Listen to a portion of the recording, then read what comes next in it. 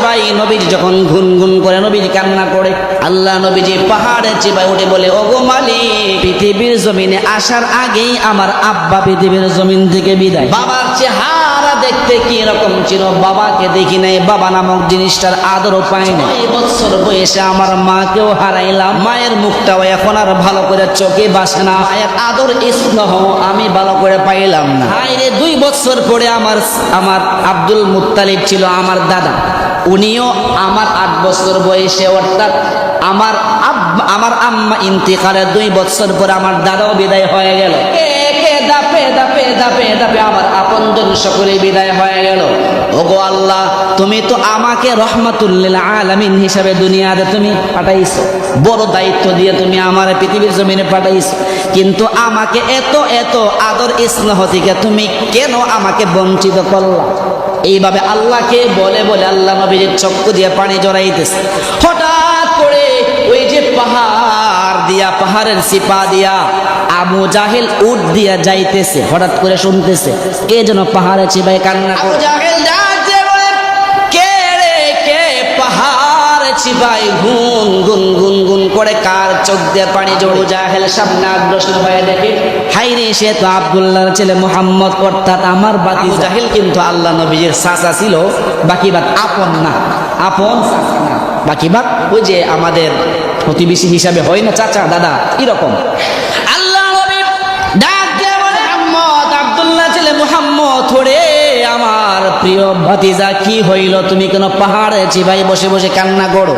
আল্লাহ নবী ডাক দিয়ে বলে, ওগো চাচা আবু জাহেল, আমার মনের ভিতরে কি দুঃখ এটা আমি ছাড়া কেউ বুঝতো না, বুঝতেন না, সুতরাং আপনার আমি ব্যাখ্যা বিশ্লেষণ করে আমার ব্যথা বুঝাইতে পারবো। আল্লাহ নবী ডাক দিয়ে বলে, ও চাচা, আপনি যেই দিক দিয়ে হাসছেন ওই দিক দিয়ে যান, আমাকে একটু একা থাকতে দেন। আল্লাহ নবীজিকে জাহেল ডাক দিয়ে বলে, না না রে ভাতিজা, তোমাকে এইভাবে আমি একা একা রেখে আমি যাইতে পারি না, আসো আমার উটের উপরে উঠো, আমি তোমাকে তোমার বাড়িতে নিয়ে যাব। নবীজি সাল্লাল্লাহু আলাইহি ওয়াসাল্লামকে আবু জাহেল উটের পিঠের উপরে, অর্থাৎ আবু জাহেল সামনে, মুহাম্মদুর রাসূলুল্লাহর আবু জাহেলের পিছনে বসাইছে।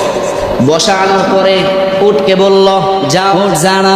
সুবহানাল্লাহ, কেমন মুহাম্মদুর রাসূলুল্লাহ, কেমন নবী চিন্তা করেন, এই নবীজিরে উটে ছিল, হরিণ ছিল, সাগরে ছিল, মাছে ছিল, গোটা দুনিয়ার সমস্ত মাখলুক ছিল, কিন্তু আমরা শ্রেষ্ঠ উম্মত হয়েও সেই নবীজিকে চিনলাম না।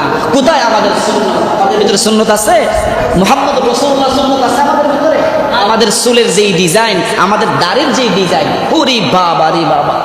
আল্লাহ নবীর বিশ্বনবী রাহমাতুল্লিল আলামিন যখন আবু জাহেলের পিছনে বসলেন, যখন উটের লাগাম ধরে যখন উটকে বললেন যা, উট যায় না।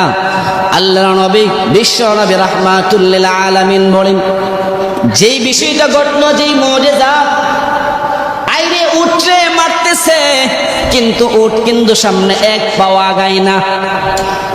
সুবহানাল্লাহ। আল্লাহ রাব্বুল আলামিন, আল্লাহর হুকুমে আল্লাহ রাব্বুল আলামিন আবু জাহেলকে বোঝানোর জন্য উটের জবান খুলে দিয়েছে। সুবহানাল্লাহ। ও ডাক দিয়ে বলে, হে আবু জাহেল, কিভাবে সম্ভব রে তোর মতো আবু জাহেল সামনে বৈশা মুহাম্মদ রাসূলুল্লাহ, যাকে উসিলায় আল্লাহ গোটা দুনিয়া বানাইলো, যার উসিলায় আমি উঠছেও আল্লাহ বানাইলো, তারে বসাইছস পিছনে, আর তোর মতো আবু জাহেল সামনে বসছস। আবু জাহেল মারতে পারবি, মারতে মারতে আমার জীবন তুই নিয়ে নিতে পারবি, আমার চামড়া উঠাইতে পারবি রে, কিন্তু না না না, যতক্ষণ পর্যন্ত মুহাম্মদ রে তোর সামনে না দিবে ততক্ষণ পর্যন্ত আমি ওর সামনে এক পা গাবো না। তাই আমাদের ভিতরে সুন্নাত আছে, রাসূলুল্লাহ সুন্নাত আছে আমাদের ভিতরে। আমাদের চুলের যেই ডিজাইন, আমাদের দাড়ির যেই ডিজাইন, ওরে বাবা রে বাবা, কি মুজিজা চিন্তা করছেন। 8 বছরের শিশু মুহাম্মদুর রাসূলুল্লাহ তখন তো নবুয়ত পাইছে 40 বছর বয়সে, 40 বছর বয়সে নবী হয়েছে, কিন্তু এর আগেই দেখেন, এর আগেই তো না, নবী মুহাম্মদুর রাসূলুল্লাহ তো পৃথিবীর জমিনে আসার